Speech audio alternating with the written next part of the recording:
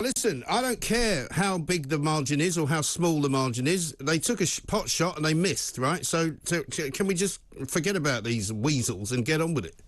I think we should move on, Mike, move forward, not backwards. Look, there's been a witch hunt since day one.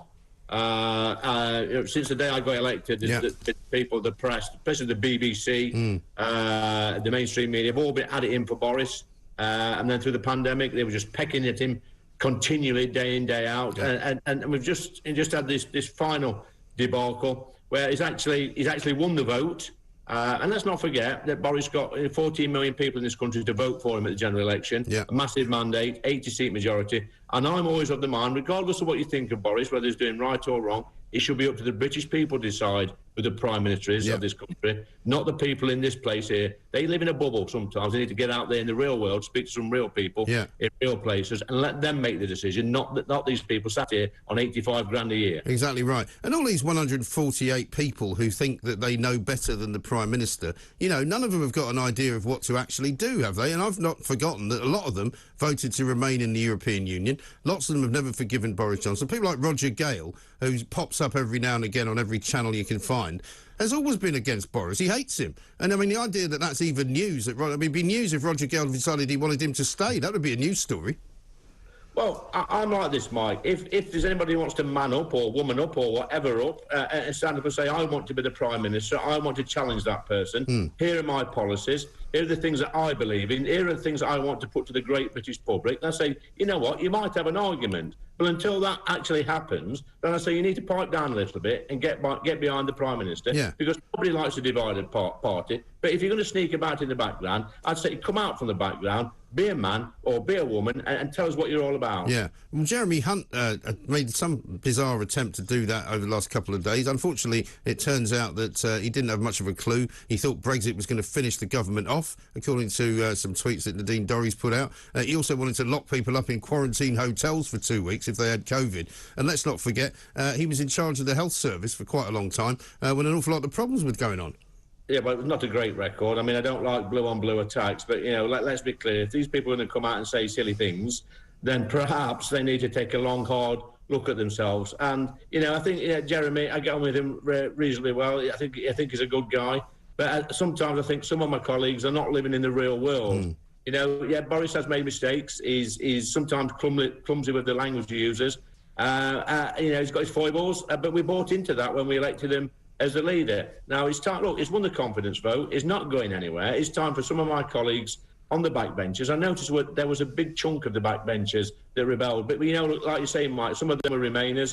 Some of those were people that's probably been in government in the past. They ain't going nowhere at the moment. They see a change as maybe a good career move. But I say put the country first. And put your faith in the people of this country who will make the right decision at the next election. Yeah. I mean, I think there is some truth for those who say Boris Johnson needs to get on with the things that he was voted in to do, though. He needs to stop the migrants arriving on our shores. He needs to get taxes down. He needs to do something about the cost of living. And, you know, if he does all of those things, you know, he'll win the next election hands down. I agree with you. I think sometimes the problem the boss has got is sometimes he tries to please too many people. And you know what? We need to deliver on the promises. You hit the nail on the head there, Mike, with the migrant crisis. Get that sorted. Get these culture wars sorted out. This trans debate that's going off, which is complete nonsense. Get all these things sorted, along with putting more money in people's pockets, cutting taxes, getting back to being a real Conservative government, not a socialist government. If it gets that right, and at the next election, I think we'll be fine. Absolutely right. Because, I mean, this week is Health Week, apparently, and we saw at the weekend that we were expecting to see Sajid Javid and Boris making some changes to the way the NHS works. I mean, a story today, which we're going to talk about in a little while, NHS have decided to remove the word woman from various pieces of literature about cancer of the ovaries. And you go, well, if that's the way you're going, guys, I'm not sure that's going to help with the waiting list problem. Well, it won't help at all. I mean, I get sick to the back teeth for hearing this nonsense, Matt, as you're probably aware. We need to stop talking about this because I tell you what, when you go out there in the real world, knocking on doors and speaking to people in pubs and town centres in places like Ashfield, nobody's saying whether or not a man's got a penis or a woman's got a penis. No. We automatically know in my neck of the woods between the difference between a man and a woman. Yeah. You know, when I was born, the midwife says to my dad, congratulations, you've got a son. He didn't say, congratulations, we don't know what you've got. Wait till it's 18. It's absolute nonsense. Yeah, wait till he can speak, can he decide what he is, you know. I mean, it's unbelievable, isn't it? But this is the other thing, right? These people in Westminster, and you've seen them firsthand, you know, for the first time as a new MP, you know, you wonder what they do at the weekends, what they do at night, or what they do in their spare time, because they certainly don't live in the real world. They don't meet anyone who lives in the real world. I mean, I actually think some of them, Mike, I think they lay awake at night thinking, how can I be ridiculous the following day? Yeah. How can I put out a ridiculous statement that was probably going to offend 99.9% of the population, which is what they do. You're right, they don't live in the real world. They live on Twitter. Yeah. They live in the tea room here. They live in the little bubble and the social media bubble. They don't actually speak to real people. Right. And that's a big problem. And how important are these two big by-elections coming up? Because, I mean, it seems to me that the Tory party is kind of talking it all down and saying, well, you know, they're pretty much both lost, and we'll just move on from that. So it won't make things any worse for Boris Johnson.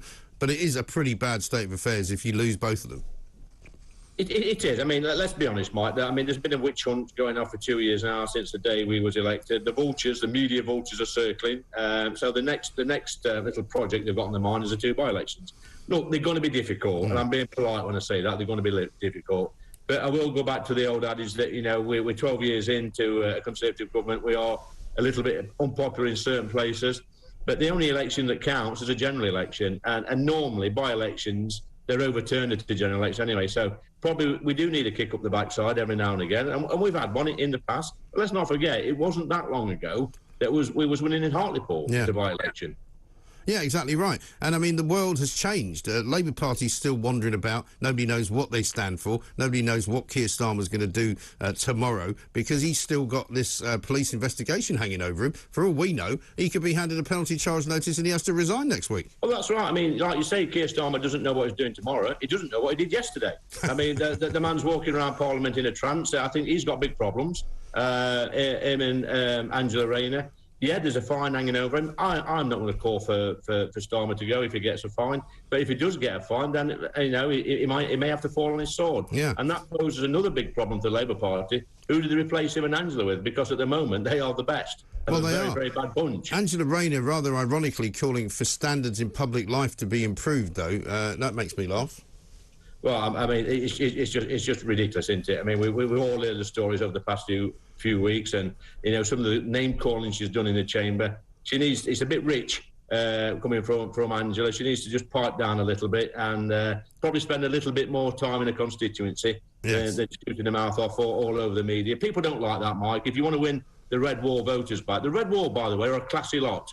You know, the first-time Conservative voters, decent working-class people who don't like that sort of language. No, I think you're absolutely right. Well, listen, Lee, good luck to you. Thank you very much indeed for taking the time to talk to us. One of the most sensible MPs I've ever had the good fortune to meet.